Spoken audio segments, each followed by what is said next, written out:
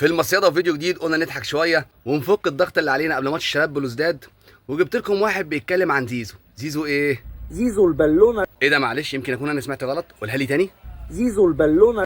هم اللي بيقولوا مش احنا. انا جايب لكم فيديو هيموتك من الضحك النهارده وهيلخص لكم حال الاهلاويه كلهم. اسمع الفيديو وتكيف. بس قبل ما نسمع الفيديو، في حاجه تانية جديده عايز تقولها على زيزو؟ والدرجن والله انتوا اللي بتقولوا هو مش احنا. اسمع بقى الفيديو وتكيف واضحك واتفرج على المقارنه اللي اهلاوي بيقولها مش زملكاوي. احنا بره الموضوع، هنسمع ونضحك.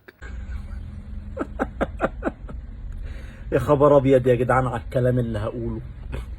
انا الكلام اللي هقوله ده يعرفك ان شركة الكرة في النادي الاهلي معمول علشان تبيع كور بلاستيك بقى، كور سلة، كور كفر. دي شغلانتها. الاستاذ خالد طلعت بتاع الاحصائيات عامل احصائية اغرب واضحك احصائية في التاريخ. احصائية بتعرفك ان احنا عندنا شوية بلالين في النادي الاهلي، ان احنا عندنا زيزو البالونة والدرجن وامام عاشور البالونة برضو، ومهاجمين النادي الاهلي كلهم بلالين، ببن شرقي بكله صفقات بلالين وصفقات كيدية وخدنا على عيننا فيهم. اسمع يا سيدي، الاستاذ خالد طلعت عامل احصائية بيقولك ايه؟ بيقولك ان حسام عبد المجيد مدافع نادي الزمالك، مدافع مساك قلب دفاع، مسجل اهداف الموسم ده اكتر من زيزو البالونة الدرجن ومن امام عاشور البالونة ومن بن شرقي ومن كموش ومن مروان عثمان ومن جميع مهاجمين النادي الاهلي. ازاي يا شركة الكورة يا لجنة السكاوتنج؟ الحقونا، اغيثوا النادي الاهلي.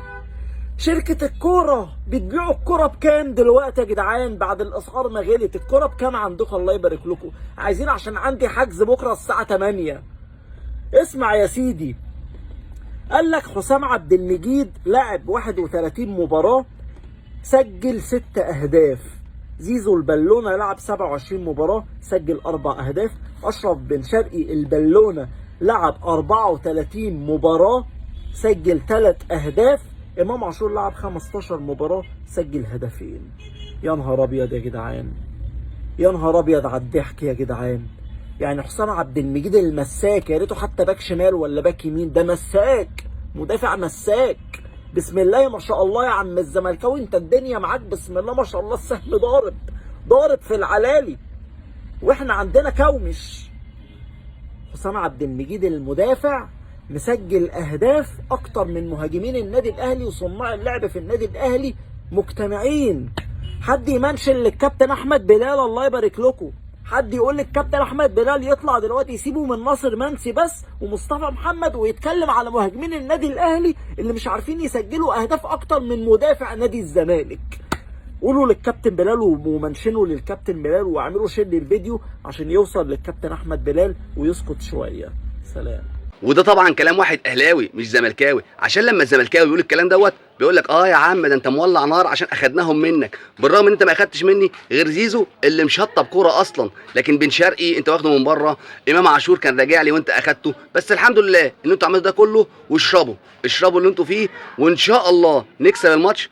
وفي مصيده جديده لنفس الكابتن ده انا عاملها له ومخلصها له، يخلص بس الماتش ونصعد واتفرجوا انا هعمل فيه ايه. ونكتب في التعليقات يا رب الزمالك يفوز، وان شاء الله بعد الماتش نتقابل وهنضحك ضحك السنين. سلام عليكم.